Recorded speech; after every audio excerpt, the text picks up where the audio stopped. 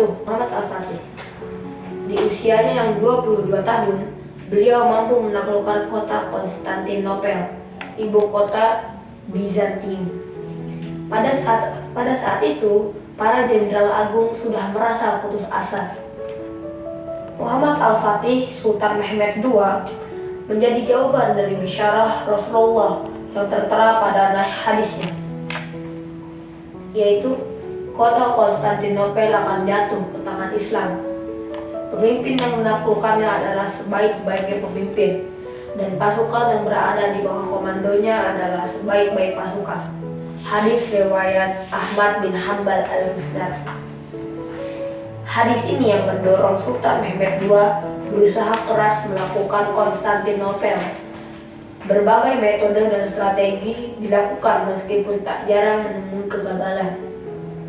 Pada Jumadil Awal tanggal 20 850 Hijriah bertepatan dengan 29 Mei 1453 Masehi, Al-Fatih beserta bala tentaranya berhasil menaklukkan Konstantinopel.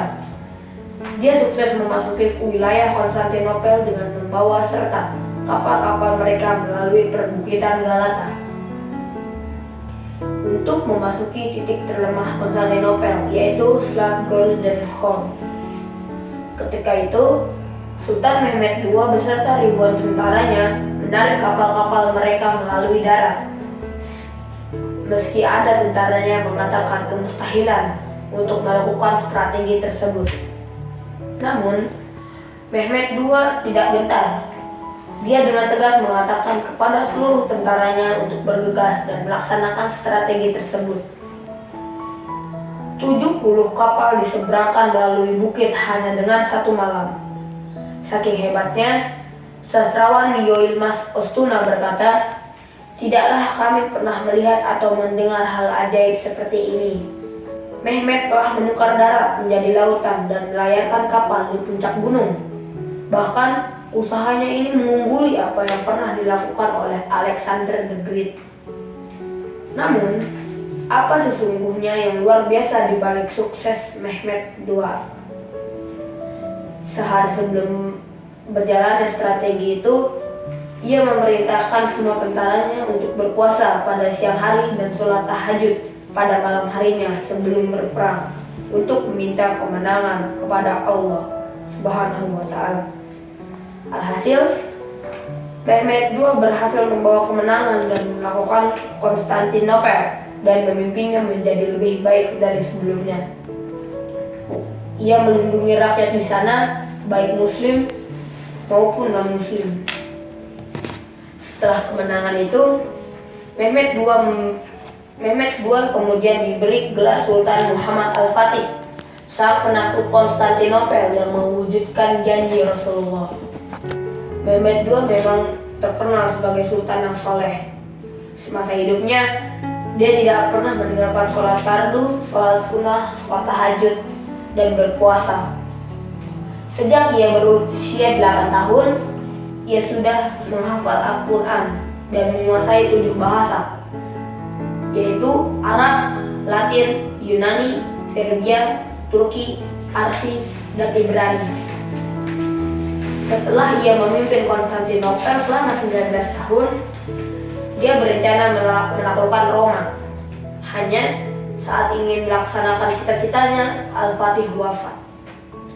Dia menghadap Ilahi pada 3 Mei 1481 karena sakit sewaktu dalam perjalanan jihad menuju pusat Imperium Romawi Barat di Roma, Italia. Ada yang mengatakan wafatnya Sultan Muhammad Al-Fatih karena diracuni oleh dokter pribadinya, Yakub Basha. Allahu a'lam. Lalu, mengapa Mehmed II mampu menjadi sebaik-baik pemimpin dan memiliki sebaik-baik pasukan? Rasulullah bersabda, "Setiap anak itu dilahirkan dalam keadaan fitrah. Lalu kedua orang tuanya lah yang menjadikan sebagai seorang Yahudi, Nasrani, dan Majusi." Hadis riwayat Muslim nomor 4807. Sabda Rasul di atas menjelaskan bagaimana berpengaruhnya orang tua terhadap masa depan anaknya. Kita bisa belajar dari Sultan Murad yang punya peran besar dalam membentuk Muhammad Al-Fatih yang kelak menjadi penakluk kota Konstantinopel. Setiap hari, Sultan mengajak anaknya duduk di puncak menara masjid yang tertinggi. Lalu Sultan menunjuk tangannya yang jauh di sebuah cakrawala. Apa yang disampaikan Sultan? Sultan menyampaikan motivasi, visi pada seorang anak yang masih sangat kecil. Mehmet, lihatlah di depan jauh di sana. Di sanalah Konstantinopel. Kota itu adalah salah satu pusat dari kekufuran. Ibu kota Romawi Timur yang sangat kuat. Kota itu akan jatuh ke dalam kekuasaan Islam. Dan engkaulah insya Allah yang akan menaklukkannya kelak. Setiap hari dimotivasi dengan kalimat-kalimat yang baik, membuat Mehmet sangat percaya diri dan membuatnya semangat belajar. Sultan Murad punya mimpi untuk menaklukkan Konstantinopel, dan mimpinya itu diwariskan kepada anaknya, Mehmet II. Maka, Sultan harus memberikan yang terbaik pada anaknya, termasuk dalam pendidikan. Sejak kecil, Mehmet telah diajari oleh seorang ulama besar yang nasabnya tersambung pada sahabat Abu Bakar As-Siddiq, Syekh Aql Syamsuddin namanya. Syekh Aql Syamsuddin punya peran besar dalam menjadikan Mehmet sebagai pemimpin dunia. Ilmu dan nasihat menjadi semacam makanan pokok tak tergantikan, hingga jadilah Mehmet II sebagai sebaik-baik pemimpin yang pernah disabdakan Rasul. Demikian, wassalamualaikum warahmatullahi wabarakatuh.